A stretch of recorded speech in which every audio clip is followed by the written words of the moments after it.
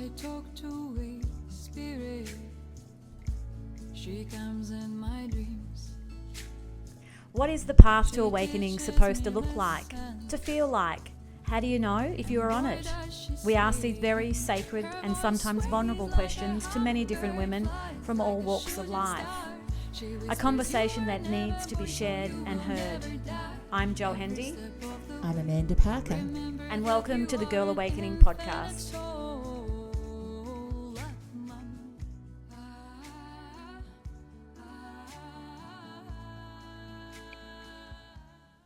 Good morning, Amanda. Good morning. Good morning. We're going a long way today, as we always do in all of our podcasts, but physically we are like traveling across the globe for our beautiful guest this morning. Yes. And our morning, her evening, and it's a real honour to sit with her. We can't wait to introduce her. We're just going to jump straight in because we have the most beautiful time ahead of us. Thank you. So our lovely guest today is Dr Sharnael. She didn't always know the language of miracles. Years ago, when she was focused solely on ministry, she was faced with serious health challenges. Doctors after doctor, prescription after prescription, and soon she was on a suitcase full of medications that came with myriad side effects and no improved quality of life. At the recommendation of a friend, she visited a new doctor who focused on her mind, her life, her beliefs, and the energy of this, not just the stats on a chart. In that office, she had a silent epiphany. I teach the blessing of God's love to so many, and I yet have no real love for myself. Oh, Yes. This sparked a journey of divine truth, love, and conscious living like never before. Welcome, Dr. Sharnael. Thank you so much for giving us this time. Yes. This time today. Well, I'm very, very thankful to be with you guys and all the way over there. I've actually visited a few times to your country and did a couple tours. And I don't know exactly where are you guys exactly? On the Gold Coast, or on the East Coast, North of Sydney. Okay, well, we went to the Gold Coast and we've been to Sydney and we've been to Melbourne and, just several different places. So beautiful, beautiful area in the Gold Coast for sure. Yeah. That's one of my favorite places. Oh, that's amazing to hear that you have footprints here. I mean, we were just talking this morning and saying how blessed we are having such a beautiful backyard with the ocean and being able to, kind of meet her, in the mornings and have her be our little blessing pool. Exactly. But part of the whole thing about being able to reach people on the other side of the planet is just creating these amazing energy connections and sharing you today with all of our listeners is very exciting. Yes, it's going to be a good collab and a good cross-pollination, literally. I like that word. That's beautiful. So we're going to jump straight in and ask you the wonderful question of how did your awakening begin? Oh, gosh. I think it's been like an ongoing process. I mean, like every little trip, every little person, every little illness, there's so many catalysts that have brought more and more and more opportunities to like kind of look behind the curtain and see, is there any more to this? Is there any more to this? Is what I'm thinking the right way to think, or should I change things up? Or maybe someone else has a different way of thinking that I've never looked at before. And so I think with each choice and each year and each month and each sometimes week, as we continue to work on ourselves, then that's kind of where the energy exchange happens, with this torrid of constantly radiating and then also magnetizing. So having this in out kind of breath and, life literally of, just existence. And, we get to meet other people and then we transfer and there's an exchange of energy and then that changes the field a little bit. And then we get a little more and we get a little more. And what we focus on, we just keep making room for. And so, there's been tragedy that's been a catalyst. There's been big moves that's been a catalyst. There have been human beings that have come into my life that have, caused me to have the choice to think a different way. And some of them have been really bad choices with pretty painful results. And then some of them have been more glorious and fun and entertaining, just like you guys, I'm sure, and everyone who's watching here. That's what life is about. But I think some pivotal times were around 4 or 5. And then moving to Louisiana was such a big thing around 13. 2008 was a big shift for me, and then 2016 was another big shift. And I think the world is sort of in a pretty big shift right now. And so for those who had maybe pivoted or expanded or woke up, previous, I think we're all kind of holding hands with everybody now, going like, it's okay, we're all right. And some people are holding our hands as we're going through our new veil, constantly just to change. And it's never ending journey of remembering.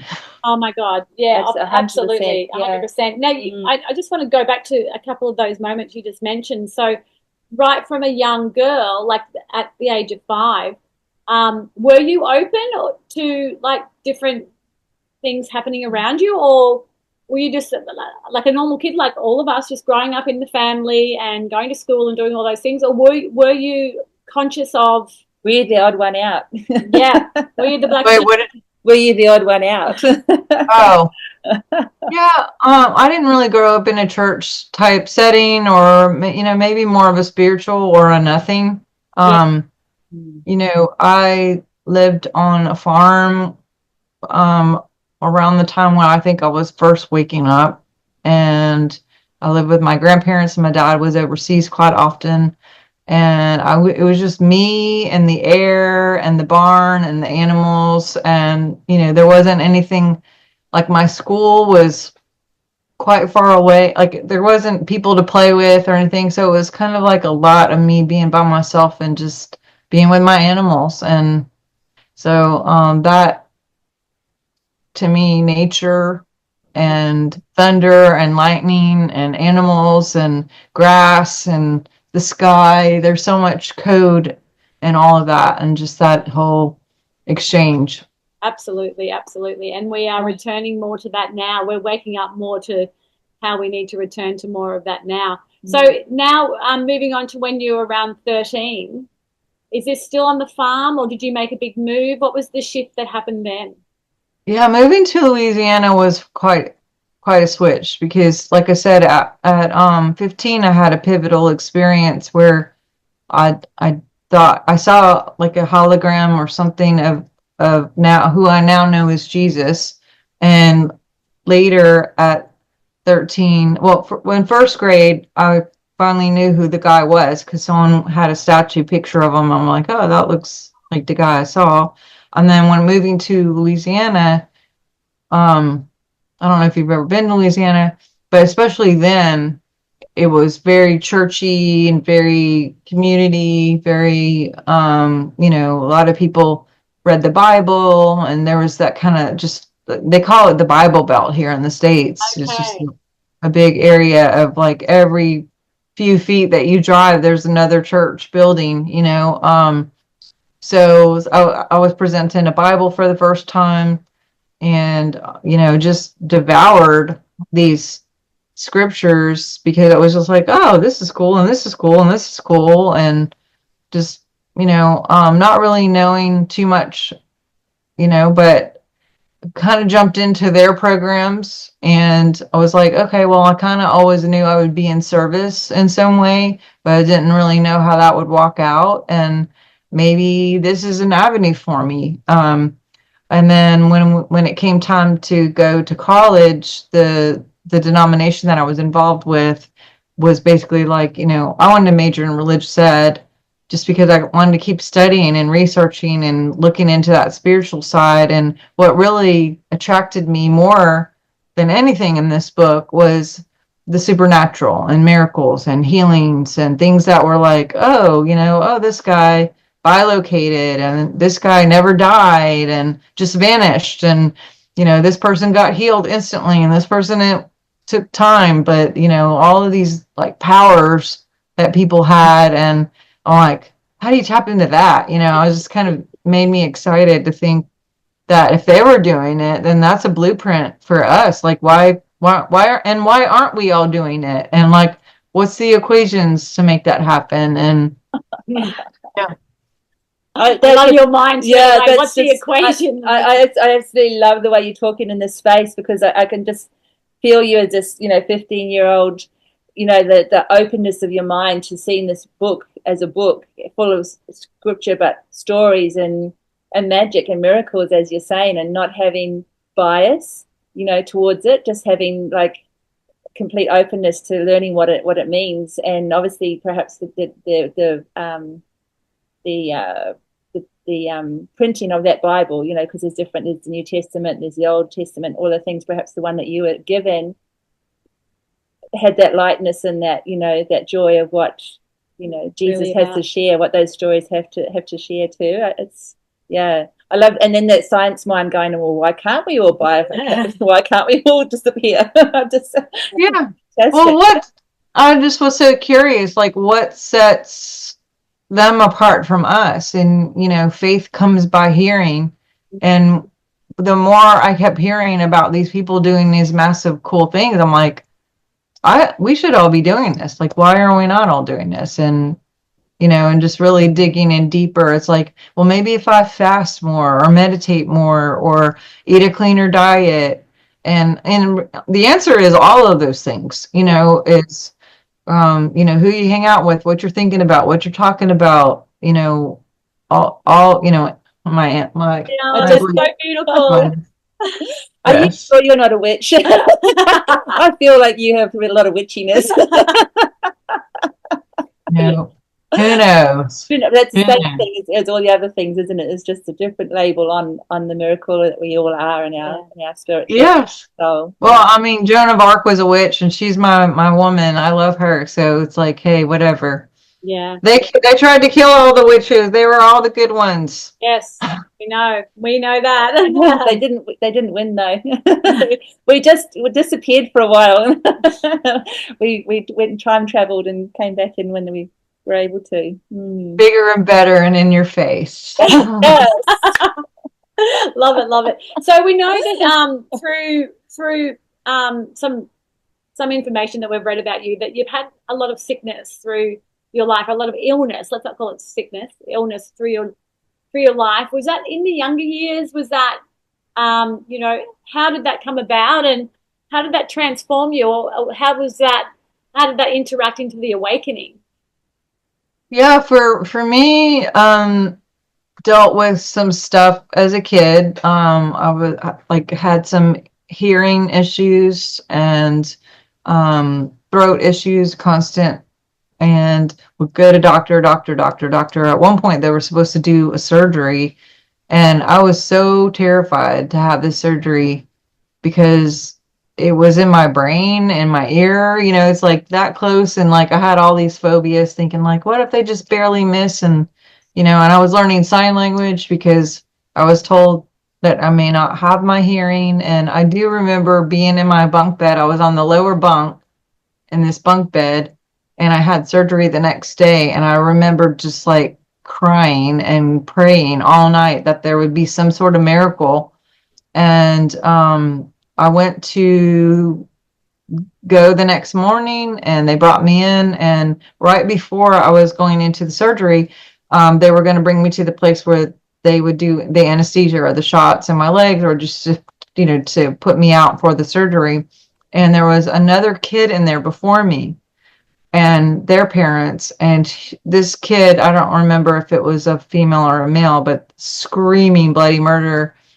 And I was not feeling so great already, but this was making it worse. And my mom was like, can we go somewhere else? Because she's like, this is not helping, And so they took me into this little room where they would do the hearing tests, they were like, oh, let's just do one more test just to keep just to check in before we do the surgery. And we go in there and they would put these headphones on and they would put like little decimals of things to hear, and you would either raise your hand and say like, oh, because you're in a soundproof room, and like, anyway, my hearing was 100%. And they were like, wait, what? And then I looked in my throat and it was like, they were like, we don't know what's going on, but you look good, so we're going to cancel the surgery. Probably these days they wouldn't have canceled the surgery. Probably these days they'd be like, we're doing this anyway because we get all kinds of money. But because I've had that multiple times where people were completely clean bill of health and they did the surgery anyway. But all that being said, that did something for my faith, to believe in even more in miracles for myself. I would say another catalyst, I was dealing with black mold for a while, and I was overseas doing some research on cancer and some other things, and in Ecuador, and we miscarried right before. So when I was there, the doctor, who's a friend of mine, started doing lab work, and he found out that I was dealing with black mold at the time, and if I had went home to the States, they'd probably treat it as chemo-related resolution, which wouldn't have been my highest. And so I stayed there, and they did different things with, diet, a metabolic diet, and took away all the carbs and the sugar, and they were doing raindrop therapy and IVs and just a lot of frequency biohacking. And I came home, and that was big for me because, again, it was looking at the natural things that are available to us to shift us from the inside and out. And then it definitely gave me just this whole new avenue of understanding, like, hey, the frequency and crystals and all of these things that God has given us, plants and aromatherapy, and if you look, you'll find the answers that you're looking for, and there's a lot out there besides what people have said. If you're really, really seeking, you're going to find the answers. You're speaking just the magic of the truth, really, there, and this is, to hear you say that is so powerful, and what people need to trust more, because it is the truth, and it is the way that we can heal beyond our knowing. And like, I'm a practitioner and healer, and my business is in health and wellness, and with products that I make, and speak into this space a lot of inside and out. What our body is capable of if we have the right ingredients and the right frequency, as you just shared. It's just incredibly powerful. What we can achieve if we choose. Yeah. So to hear absolutely that pathway as opposed to chemo, and what your healing journey would have looked like in that path, are two different books, really, aren't they? Yes, I mean, there's a lot to unpack, and I think if people are open to remember and just realize that every step of everything, we're constantly creating, we're constantly regenerating, this torrid field that we have that radiates out, magnetizes back to us, and just to look for the signs and look for the guides and look for what's coming, because you'll get these little hints and breadcrumbs along the way, and you'll create these people that come in your path that have the resolutions or have some little hope or encouragement or direction for you, and when we're aware. Absolutely. I love the fact that you're that's a huge awakening in itself, understanding and remembering that that we have so many wonderful things that are free at our fingertips, that hold this magnificent vibration and frequency that is enough to heal us and to support the awakening journey. But one of our questions actually on the podcast is, what have you decided to change? So I'm interested to know, when you became aware of this, did you just go home and start throwing bits and pieces out? Because if we look at it on a scale, there's so many things that we use in our world that are not benefiting us, that are not supporting us as a human on this planet. You know, it's like it's actually doing the opposite. So what things do you become aware of that weren't supportive of your evolvement or your awakening, your spiritual journey? That's such a great question. Thank you for asking that. Well, it's a lot of things, not only 3D, but 4D, 5D, emotionally, mentally, you know. So physically, I did go through the house and get rid of candles and chemicals and cleaning supplies and things that I knew were going to be hormone disruptors and things that would change my biofield, because even things like perfume and what have you, they've done studies where people will wear a perfume and that changes and disrupts the pheromones, and so people will attract the wrong mate, and then when they stop wearing the perfume, they're just like, what am I doing with this guy, you know? And so there's Amanda, yeah, be wearing the right perfumes. I wear essential oils. Absolutely, that's so true. I love what you're saying. Let's keep going. This is beautiful. Yeah. Well, yeah, even deodorants and fragrances and things like that will change the pheromones. And, you know, we have a genetic, we do pick and or create the field to allow people to come in and out, and, you know, what we're thinking about, what we're talking about, what we're feeling. You know, there's a radiation from our cells and our organs that go out. There's our genetics from our ancestral, you know, and, you know, that whole heritage of radiation. But yeah, and so there were the physical things as far as like chemicals and, you know, maybe not eating bad vitamins or bad food, whatever good and bad is. But also there was this mental process of like really evaluating all the thoughts coming in and choosing if this is a higher thought, is this a higher phrase, is this a higher belief system, where did the belief system come from, is it something that is going to bring fruit that's good, or is it going to create something that isn't serving me? So conscious language, you know, and then when I started really looking and paying attention to my language, then I had to go back even further and be like, well, if I'm talking about it, then I'm either feeling it or I'm thinking it. Yeah. So that went into really looking into, well, what am I thinking about all the time? And are we on autopilot? And a lot of these thoughts that come are not even our own. I mean, there's technology out there where they literally put it in the air and people will pick up on the quote, the voice of God, and it's not the voice of God. It's manufactured, it's socially engineered, and not to mention all the subconscious commercials and things that are just kind of, yeah. So to come above all of those things, and to really go inward and ask, what is my God positioning system saying? My GPS, my actual, what my higher self, whatever you want to call it, the God in you, and really listening to them small voices. And even though you don't know the end, yeah, what I see is sometimes if you just take off that first, like, let's say there's a Kleenex box, we don't know what's on the bottom, but you take the first one, another one pops up. yeah. Just keep on going and trust the process and trust, you know, how you're feeling and all that.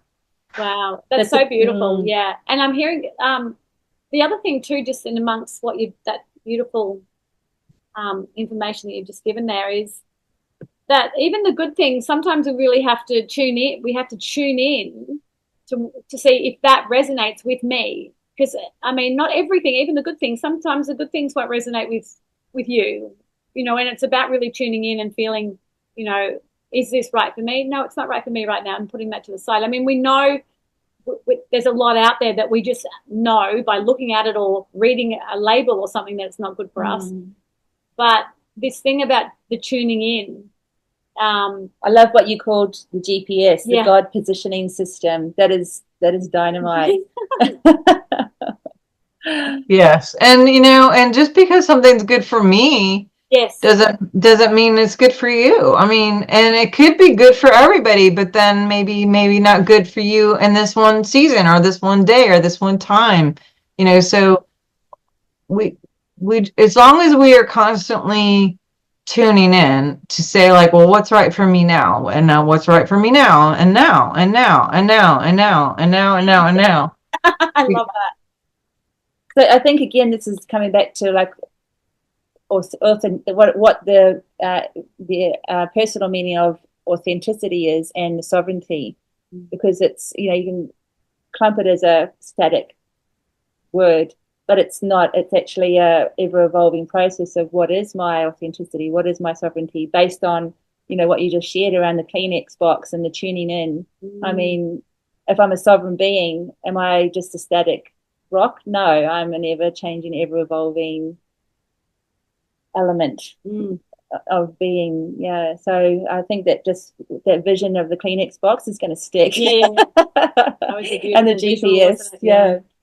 So coming back to where you were sharing before around going into your spiritual studies, and was that still when you were in high school, or was that after you left high school? Because that I was high school and college, and initially when I got out of school, I did not go into service. I always volunteered with ministry, you know, through my community and my churches. But I didn't go into like full time, this is my job, being in service, until 1999. And then I started doing conference speaking and church retreats, and, you know, women's retreats, and, you know, I wrote books, and kind of just started that traveling, teaching kind of situation. And I did that for 17 years, and found myself sick again and had to reverse engineer that. And doing that, I found even more things that were helping me understand more about balance, and dove a little bit further into frequency regarding like crystals and biohacking, a lot of different tools like red light therapy, infrared, ozone therapy, what else? PEMF, lasers. You know, there's so much out there, again, that isn't nature necessarily, but it's more on the crystal side of using crystal energy technology to biohack the body, in addition to using like a lot of healthy things. And so, I say healthy, it's all frequency. Again, it's energy medicine, but it's just a different way of using it. So was able to reverse that, but that sent me down a lot more rabbit holes of like looking into this and that and this and that, and getting certifications in pranic healing and Reiki and aromatherapy and iridology and ozone therapy. And I'm like, I feel like I'm an eternal student. I'm just like, I'm always reading like 6 books at a time, and I'm just like, what about this, and yeah.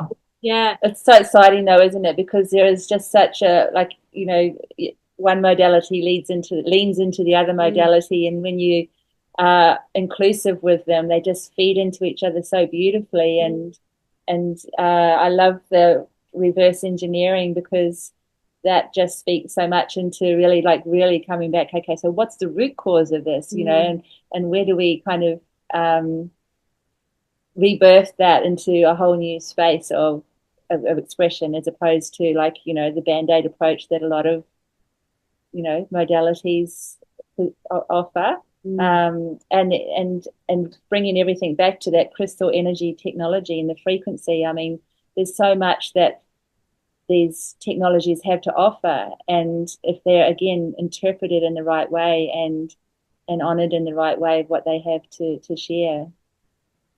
Yeah. And, you know, they say that 86% of all physical issues are actually emotional.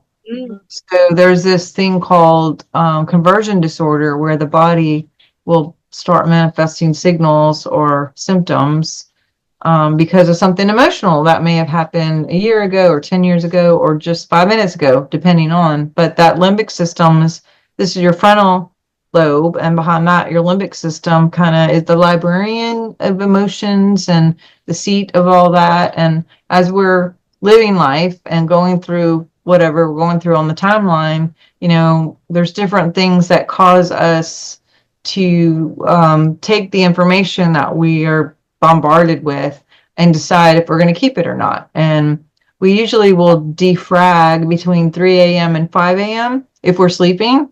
Yeah. But all that information of, what color the tenant was at the bank whenever you went to the bank that day, and what music was playing in the background, and who you met at the grocery store, and what kind of shoes she wore. Like, all of this is being recorded, the temperature outside, the heartbeat, like all of these things are going on simultaneously, and we're seeing, billboards and commercials and music and phone calls and texts. And so we don't need all this information, really. And so that limbic system between 3 and 5 will go like, yeah, let's just get rid of all this excess. It's not super necessary. We don't really need to know what color nail polish she had on that yesterday or whatever. But if there's something that's a little more traumatic, and or if it's something maybe an authoritative figure spoke something really negative over that person, or if maybe it's a repetitive abuse, or there's certain things that have a little more stick. Yeah. And when that happens, that limbic system is like, we're not going to defrag right now. This is a little too much. And maybe we're just going to put this off in a body part for a while until she can calm down enough to kind of let this go. But right now is at the time. And it could sit there a week or 3 weeks or a month or a decade. But when it rubs up against something similar again, then it starts showing signals in that area. Now, like you mentioned, you can Band-Aid that stuff. If you have a car that's blinking and giving a light and saying, well, problems, and you go bring it to a mechanic and they're like, oh, you know what, let's just undo that light. Let's take out that sound. We don't want to annoy you with all this mess. Like, you're good. We're just going to unplug that. Yeah. You're going to drive down the road and eventually the car is probably going to explode, or you're going to have a bigger signal, right? And that's how we are. If we don't deal with those little signals, then we end up dealing with bigger signals. And I'm so good at like ignoring the little signals. I'm getting better at being very highly aware of all those little voices. But sometimes it's like, no, I want to do this. No, I'd rather do that. And then we just kind of pretend they're not there, But when we pay attention and we seek ye first the kingdom, and then all these things will be added unto you. There's a scripture that says, seek ye first the kingdom, and then it doesn't say those things will be added unto you once, there's an order here. And where is the kingdom? The kingdom is in here. So as we listen to those voices, pull up that Kleenex, all these things will be added and things start to make sense. And honestly, sometimes we hear the rest of the story and we realize, oh, that's why I got rid of that girl, or that girl quit on me, or that person came in my life, or that song played on right then and it spoke the answer to the question that I had in my mind, or the commercial came on and someone spoke and finished my thought process and gave me, you know what I mean? Like, there's all these signs when we believe and we agree that signs just happen and that's a part of our life. Then we expect that, then we start getting clarity and we start seeing a little bit more about why the path is going that direction. So beautiful and so powerful. And look, what we've been doing this podcast now for a couple of years, and there's been a real, if we take the human out of the picture and just look at like the blueprint, we've had like 95% of our guests have all come up with something happening in their body that shook them so much that they've woken up. They've had to go, okay, I need to look in and work out, why am I creating this? Why is this happening for me? And it's usually from something that's happened in the past where they've suppressed it and they haven't dealt with it at the time, or it's come up in little ways, but they've avoided looking at it, because the body will never lie. The body will always tell us. And it comes to a point where it'll explode. Right. Yeah, and sometimes it's that thing of being forced to stop, because as you said, around the limbic system and the defrag, if we never stop the busyness, I mean, it's just must be a crazy land in there sometimes, like, and how much capacity has the body got to hold all of that? There's a limitation there. Yeah, one of my mentors always said that revelation comes from rest. And when we get quiet, I mean, because how do you hear if you just don't even, if you got so much noise going on and chatter, it's really important to take, for me, it's important for me to schedule time because I will book, and I have a tendency to just think, oh my gosh, the phone's ringing, I should answer it, or this person's texting, I better answer back, or especially being in service, and I'm sure you guys have your version where it's like, a patient needs a question or what, and it's just so easy to just fall into constantly serving and never really taking that time to just be like, what, I'm going to be a human right now and not a doctor, or I'm going to be a wife right now, or I'm going to be a mom right now, or, and just having some boundaries there or I'm just going to be a person right now, and I'm not going to be a wife or a mom or anything. I'm just going to sit on the beach and read a book and be quiet and listen to the waves. And,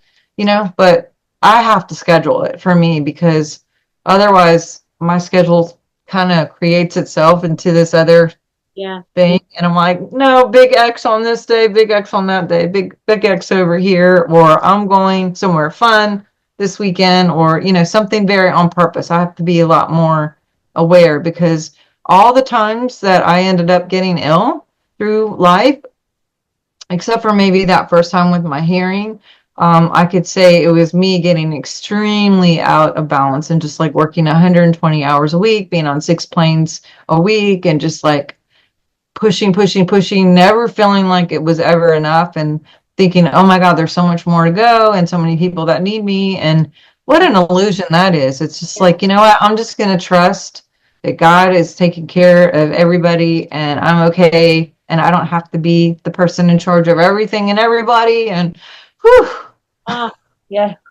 And there's so much opportunity in those moments. We there's this weird thought that we have, that, the do is getting shit done and this and that and this and that.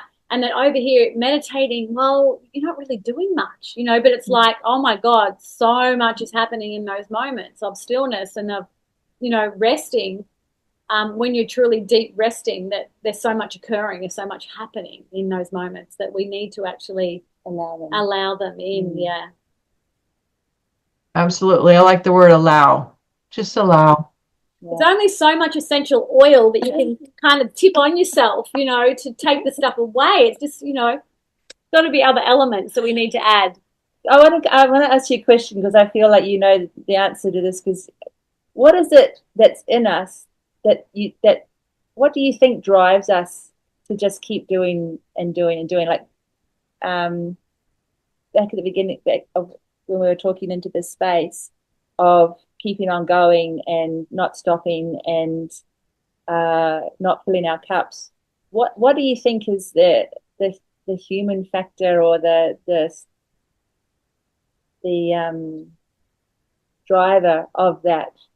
To get out of balance, you're saying? Yeah, because it's almost like we do it in some way, don't we? Like, It's definitely a program. I believe it's a performance program where maybe we were taught somewhere that if we perform in a certain way, then we're praised, or if we work hard, we're praised, or we get a trophy, or, everyone gets a trophy now, but I'm just saying, when I grew up, there was a lot of push for, like, just excellence. And I know with my dad being in the military, it was like, 5 o'clock in the morning, I was up even though it was 40 degrees and we were running, and I was like 10 years old, and, there was a lot of expectation, and, being on time. And I remember bargaining with my father one time because he was like, I wanted to go outside and play back when we did go outside and play until like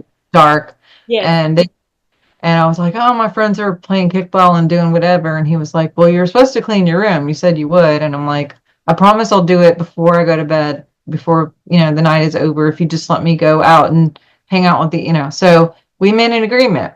And I remember I did all the things, came back, forgot about it, had dinner, whatever, went to bed. And it was like 2 minutes to midnight, and my dad pops in and he's like, you got 2 minutes till this day is over and your room is not cleaned. And I mean, I look back, probably someone would think that's child abuse these days. But for me, right. But for me, that was very much a learning, conditioning thing of, my word and my agreements are powerful, and I don't need a contract and lawyers just to force someone to do, or threats. It's because my word means something. And so yeah, I think there's a lot to the drive of going back to your question. I know that's sort of something different, but I think being praised by my dad and just being accepted or loved, which, I mean, he totally loves me unconditionally, but there's certain things that are kind of set up for competition and, winning at school and whatever, where we kind of maybe pick up those programs where it's like, okay, well, if I do more, maybe more people will love me. And when we can go in and be like, you know what, I am already loved. I was born in love. I am love. I create love. I enjoy love. I attract love. I manifest love. I radiate love. God is love. God is in me. God is in my cells. I was born for this. I was born to love. And nothing's going to separate me from love except for me when I don't love myself. That's the only way to separate from love. Yeah. My God, that's so beautiful. That's just the most simplest, Yeah. most purest truth, isn't it? It's so beautiful. And hearing you say that just creates a Ah, beautiful vortex of energy that just softens into the space.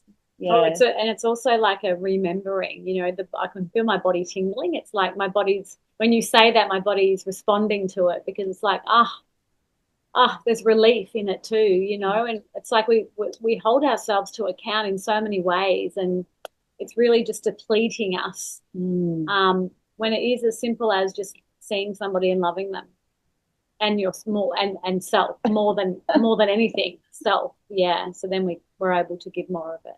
So thank you for that. That was a really beautiful block of information. Yeah.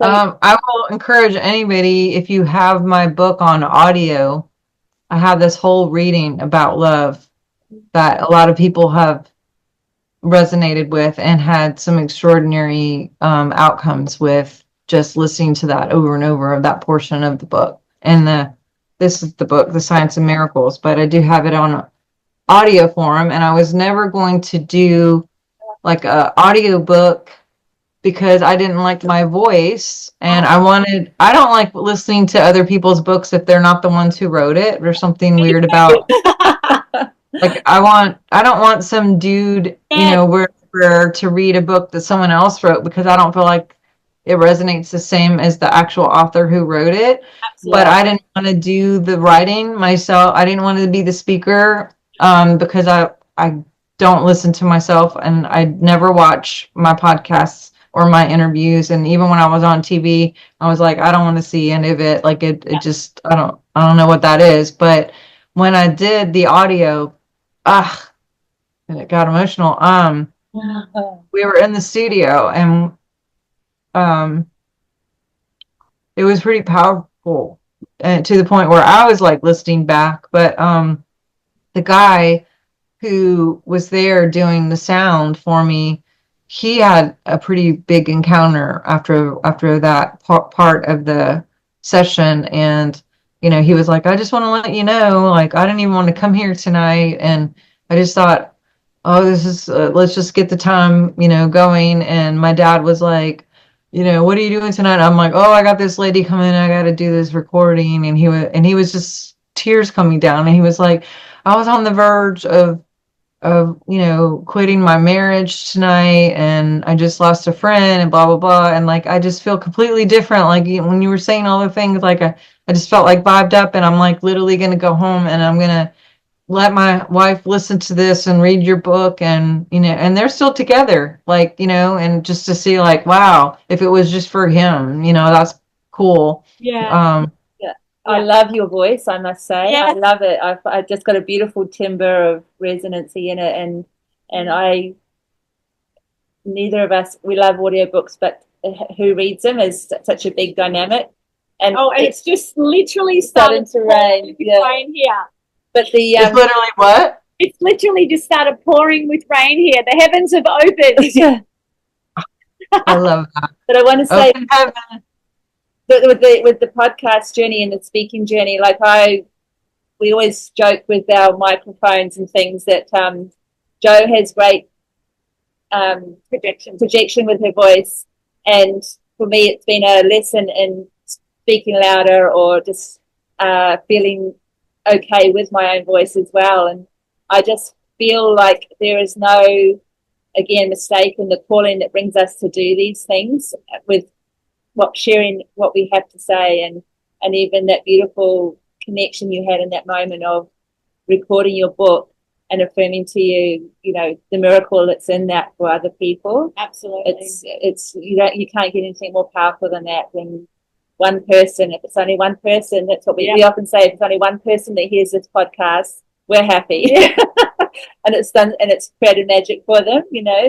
I think it doesn't matter how we sound to ourselves, it's what we have to say. And sometimes there's a lesson in that, isn't it? Always for our own self-love journey in our own heart. Yeah.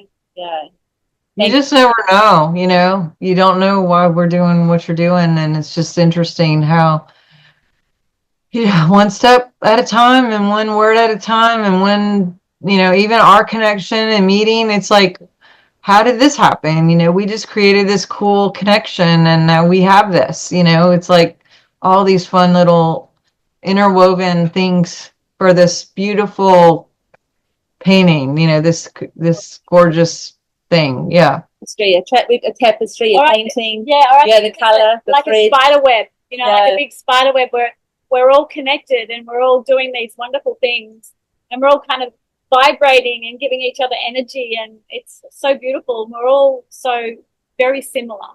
Yeah. Absolutely. Yeah.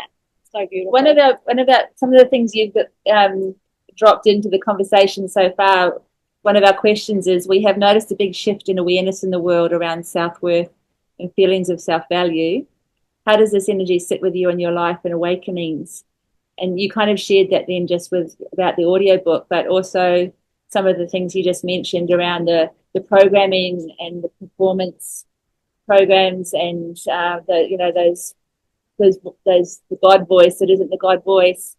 How do you feel those things kind of interact together with our journey around self-worth and self-love and discovering who we are and, what's in the hologram? Yeah, well, I can share a situation where I had this really bad trail of picking, or I didn't even know I was creating really bad partnership. And it wasn't until I was sick, really bad sick with, I don't like saying the word, but in 2016, and they had told me I wouldn't be here anymore and all these terrible things. But I started working with Bob Stevens, who's now passed. And he one day was just talking to me and he was like, I was trying to clear because I knew I wasn't going to be here much longer. And I remember when I got the diagnosis, the first thing I thought about was like my first love, which was really weird because I was married at the time. We were going through a divorce, or actually it was about a month after I was diagnosed that my partner at the time just basically left. Or maybe I just came up higher in frequency and he couldn't, whatever. But what's interesting is a couple of things happened. Is I reached out to my mentor and I was like, hey, what is this? Like, how do I clear this? Because I didn't want it to show up in my kids. I started seeing patterns in my oldest daughter where she was with someone, and I was like, I know that whatever I do changes in my genealogy as well. So I was like, instead of forcing people on the outside, don't do this, it's like, let's just work inside and let energy take care of itself. So I reached out to him. I was like, what do I do? How do I switch this? He was like, well, have you ever had, actually he said, well, is your dad a prick? That's what he told me. He asked me that. And I was like, no, actually my dad's pretty awesome. And he was like, well, have you ever had a good relationship? And I was like, I had a really good one with my high school sweetheart, but I said, I've kind of just like graduated from like bigger asshole to bigger asshole all the way, more abusive, and on we go, And he's like, well, okay. So he was like, let's go back to where you started with the good one. Whatever happened with that? And I was like, well, we were supposed to get married and all these things were going on. And then like, it kind of just wasn't sure. And we kept changing the wedding date. And the third time was like, what's going on here? And I was just like, and we kind of took a recess. And then one day I saw him out and I just had some words and things didn't go well. And I just took the ring off and threw it at him. And it was just like 25 years later, still don't know where the guy is, like was kind of it was back when, you didn't have Facebook, didn't have cell phones. If you had to call someone, you had to like figure out where they live and like drive to their house or have their landline, and so he said, I want you to go back and find that dude and like fix it. Just like apologize, do whatever you feel is in your, fix that so the energy, can go clear. So I looked for him. I did all this. I had already tried that over the years anyway, not to like try to get back, but just to like clear the air, and found his brother, found his mom, was trying to connect, and, it just wasn't going anywhere. I'd sent him a message and it wasn't coming back anywhere. So I contacted Bob again. I said, Bob, what do I do if like the person won't call me back, or like, I'm trying, and like, how do I clear this? And he was like, you don't have to physically like talk to him, like just do it energetically. Like what do you mean you're trying to find him and get a private detective and blah blah blah? I was like, what? And he's like, just say whatever you're going to say energetically, as if he was standing in front of you. Everything is energy, sweetheart. Or he called me Angel. And I was like, man, I wish I would have known that a week ago. But so I was like walking around, my neighborhood, middle of the night, pretending he was walking with me, said all the things I would have said, that was dumb. And I don't know why I said that. And I hope you can forgive me. And, blah, blah, blah, blah, blah. And laid down in my driveway, and I looked up at the stars, and I was like, okay, God, please clear that for me and my generations to come. And I'm not kidding you. My phone was laying on the ground next to me, and it starts ringing. It's like 11 o'clock at night. And I look, and it's him. Yeah. And I was like, oh my God. I was like, this is crazy. And he was like, okay, I'll meet with you. And so we ended up meeting, and different things happened. And what I realized is, when about a month later we reconnected, over time we got back together. I did get to clear what was going on with my health, and that's a whole different topic. But when I found out that I was clear, I went to the doctor and I said, I was in the process of kept having a reoccurring dream to take the wedding ring off. And I was very legalistic. The papers weren't signed. It had been way past the time for anything legally to be done, but they weren't signing. And I was just like, oh my gosh, can I take the ring off? And kept getting that. And it was like against my insides to be like, well, I don't want to lie. I don't want to look like I'm lying, but I don't, So I asked the doctor, like, can you test me to see other things, And the nurse came in and I was like, can you test to see if I could take the ring off? I keep having this dream about taking the ring off. And she was like, yeah, sure. So she muscle tested me, and she's like, yeah, it says you can take the ring off. And I'm like, you know what? Can you ask if I'm still married to that person? And they were like, sure. So she does, and it comes back no. And I was like, oh my gosh, okay. And then I was like, can you test to see if I was ever married to that person? And it came back no. And I was like, okay, that's 7 years of like trauma to stay in a situation that I stayed in just because I felt like I was supposed to, and I wasn't even married. So then I was like, please tell me, God, I'm not married to my first husband, because that was worse. Yes. And it comes back no. And I'm like, what? Was I ever married? Yes. I'm like, what the heck? So I'm like, okay, when was I married? And it comes back November 6th, 1987. And I was like, what in the world is that? Like, I don't even know what that is, right? So fast forward, my first love, who had just come back in my life for that one exchange where we just said whatever, and then we went our separate ways, he contacts me again. It's like, hey, I don't know how you're doing. Just wondering how things are going. Would you want to meet up? I can make you dinner, whatever. Go over there. And he has this big football bag, American football, because he was like American football captain. He had like every letter I ever wrote to him, cassette tapes. He had poems. He had matching shirt and jewelry. He had kept everything from all of our stuff, pictures of him and my grandparents, my dad, like all the stuff from the time we were together for 5 years. And this calendar that he pulled out was a 3-year calendar. It was 87, 88, and 89. And it had January 2nd, his birthday circled, September 14th, my birthday circled for all 3 years, and November 7th, all the way on 3 years. And so I was like, what is the 7th? And he was like, you don't remember? And I was like, no, I don't remember. And he said, well, the 6th, you came over to my football game and you left me your phone number and everything. I called you, and then we had our first date on the 7th. Oh, it's so I'm beautiful. gonna cry.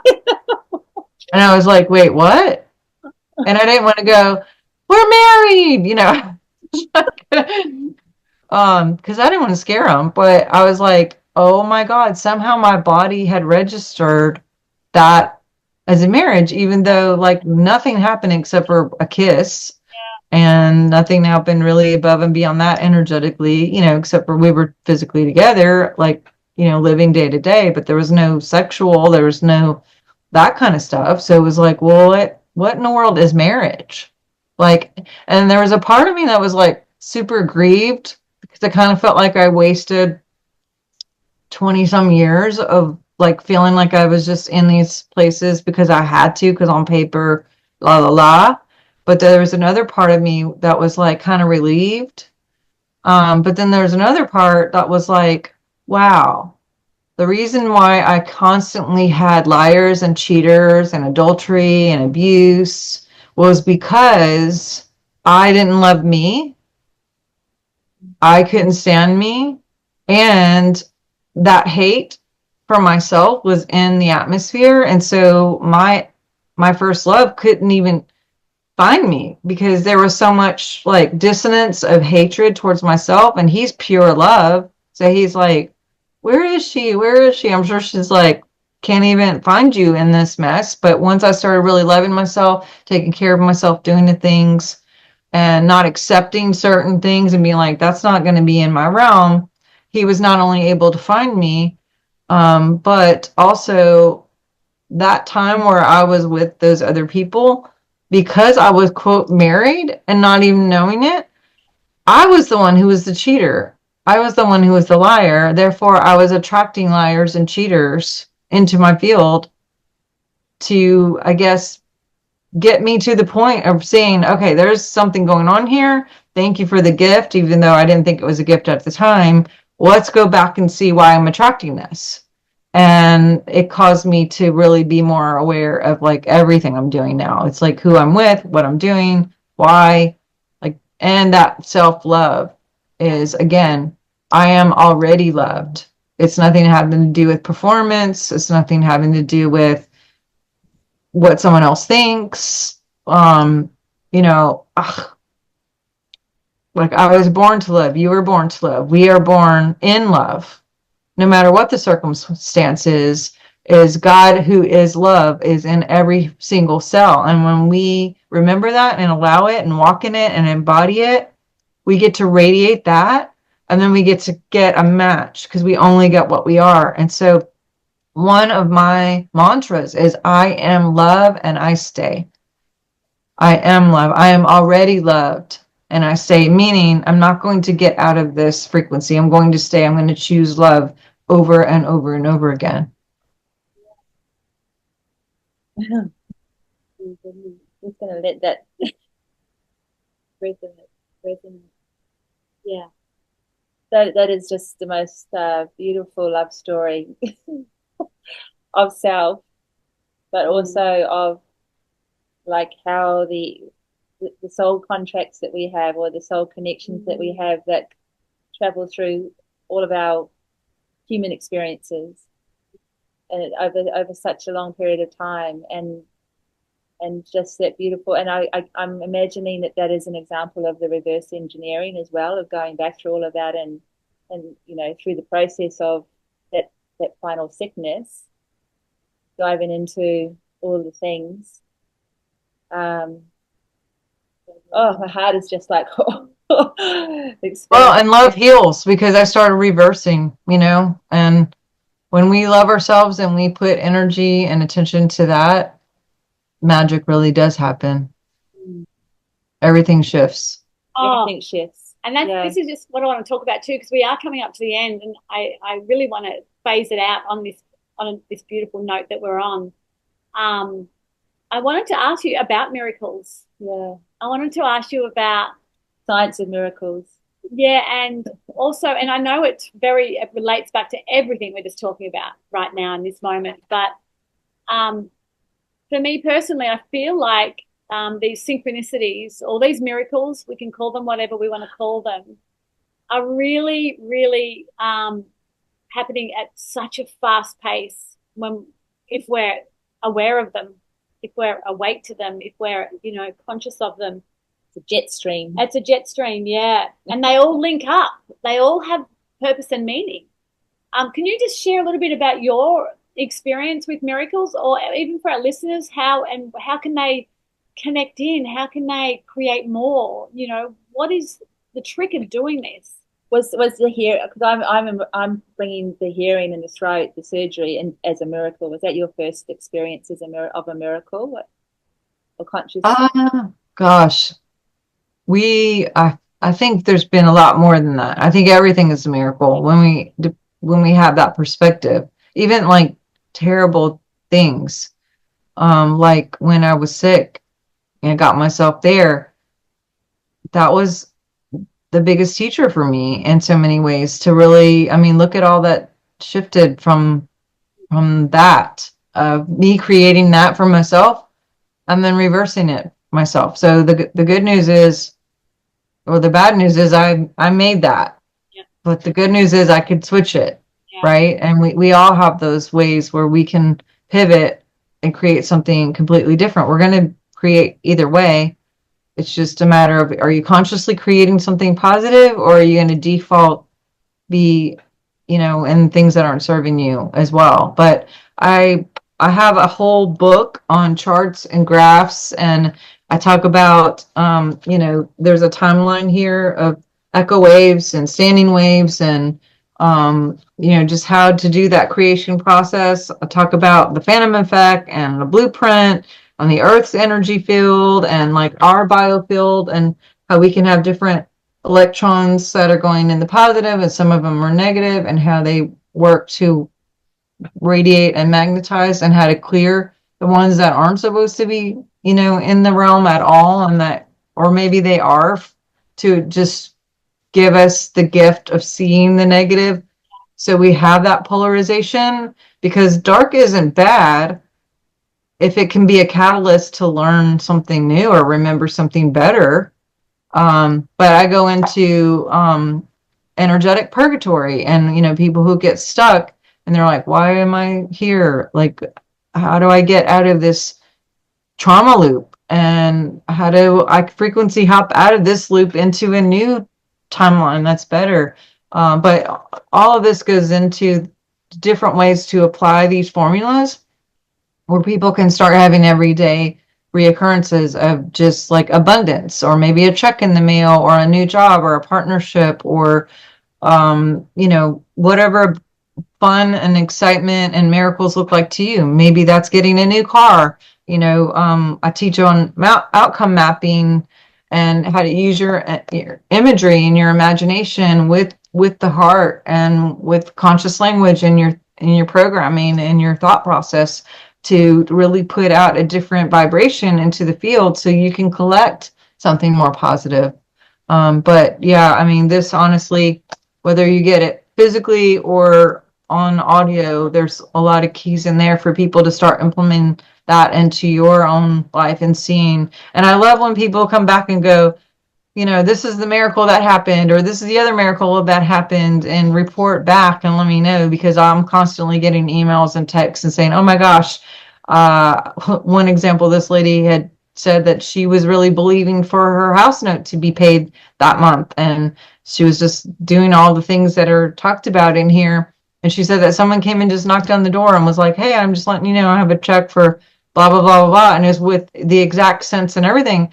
And she was so happy. And I was just like, I'm really happy for you. But why didn't you ask for the whole mortgage to be paid off? Why didn't you just ask for this month? Like, you know, I always say, you know, people say go big or go home. I say stay home and go big. Like, why not? Like, it takes as much energy to make a big, you know, miracle as it does to what we think is small. You know, it's like energy is just energy, big and small. There is no big and small. It's just miracles. I love this, and I love the fact that, and the understanding of how limiting our thoughts have been, like how the entrapment of limitation of how we've grown up, and that is what you're talking about right now, is and looping back to the self-worth, and how much to ask for or not to ask for. Yes. Yeah. Yes, people used to say, I used to say or hear, the sky is the limit. And I'm like, oh no, the sky is not the limit. Absolutely not. Now, we are coming to the end. I wanted to ask, is there anything you would like to share with our listeners? And we're going to put all of your beautiful books and cards and everything else that you have available in our show notes for all of our listeners. But is there anything Yes. you'd like to, please just show it. Let's just talk a little around this just for a minute. Yeah, because this is what I love. Like you've spoken how, you know, you've worked in the mission and the and ministry, sorry. And I just love how all encompassing your faith is, your spiritual teachings are. Like we have like the Dolores Cannon books here. Oh, I love her. She's great. Yeah. But again, an example of how she turned her back on, you know, her passion, her joy. But you're all encompassing in this area of, you know, the crystals, the vibration, the essences, you know, the technology. It's really making me so happy just to hear you speak in this space and what you share with people, because this is what it's really all about. There's why with one way. Why block something and say that's wrong? You know, we can have it all. Everything has the energy to do good if we allow it, doesn't it? Yes. Language in this space. So please just share a little bit around those beautiful cards, because they are divine. Yes, and choosing to make things fun and easy, and choosing to make things, you know, exciting and miraculous. And, you know, just sometimes saying that out loud, you know, can shift things pretty quickly too. Just like, you know what, this is fun and this is easy, and I know what I'm supposed to be doing, and I remember, and being really clear on what it is, you know, that we're creating, instead of just, like I said, defaulting and being like, well, we're not paying attention and we're just like, whatever. And then things just show up and we're like, wait, how did that get here? You know, it's like, or blaming everybody and everything. Is like, oh, that happened because of that guy and this girl. It's like, no, why do you think you've had the same thing no matter what job you've had or what partner you've had? The qualifying, you know, part is you are the common denominator in all of those scenarios. And so again, when we can change from the inside out, we're not only changing us, but we're changing every single partner that we've ever been with physically.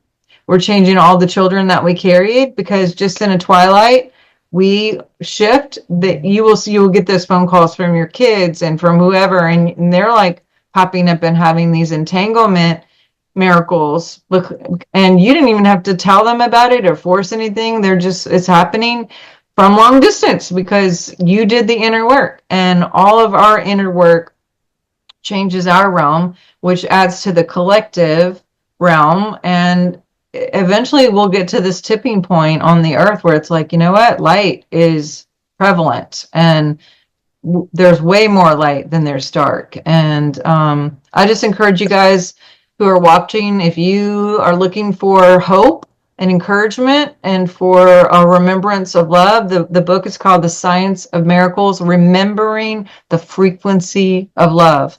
And when we remember that frequency and we tap into actual love and being love, embodying love, speaking love, thinking love, and loving ourselves, like you've talked so prevalently about throughout this, you will start to see miracles. You're already a miracle. You're a miracle in the waiting. And so it's yours. Just open up and let's do this. And definitely please report your miracles to me. I want to hear about them. I love getting feedback from everybody who's like, oh, I tried this and it worked. It's like, yay, let me know. Yeah, that's adds to the joy and just another smile that changes, another ripple, another absolutely trajectory. I just think we need to share our miracles. So thank you for sharing your miracles with us today, and your awakenings and just your joy of the space that you're working in. It's really beautiful. It's incredible. Thank you so much. Thank you so much for joining us. Thank you guys. Thank you for what you're doing in your service and just having this platform. We need all the light we can get. Oh my gosh. So every little bit you guys send, thank you from my whole heart. Love you. Thank you. Thank you for listening to our Girl Awakening podcast. We are also on YouTube as Girl Awakening. We'd love to see you there with comments on how our guests resonated with you or your own awakening.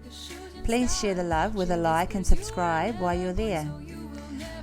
A blissful thank you to Ksenia Luki, the amazing artist behind our theme song. We will see you next week. Bye. Bye.